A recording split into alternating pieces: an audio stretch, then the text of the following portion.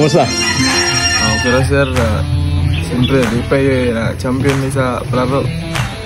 Nya, sa may mga graduate na mga karok senior high, no? Asa mga plano magkuan?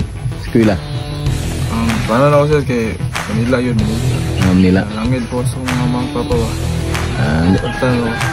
Pero sa imong nagian nga training sa Dabra experience, unsa man gyud ang kinahanglan gyud sa ka-player?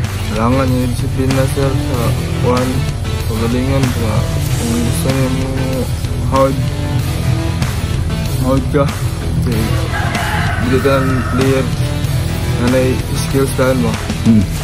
Yung sa may kasulti nimo gigaanggaan na mo kag double doser karon. Di pa yung sila nga, umay lang di tawag sa kuha nga. Sa ubang tao po, dagan na pagkigaingon sa kuha nga, masugat po. No, kuhan daw ka nang sobra na daw ka 18. Ingon sa kuha. Pero 18 yung tinood. 18 eh. Sa ito ba mga experience nimo sa dula-dula sa una sa Governors Cup, nakatabang dito? Tabang ito sa kuha sir. Daw tabang. Soto ka Ma'am Elma. Ito, so good siya ha. Mga training niya. Na-develop na lang ako ba pag ito ninyo. Kasi may mong ka-advise sa mga dulag basketball? Ang advice sa rason niya, padayon lang niya. Ang gamot lang permente niya, wala undang practice.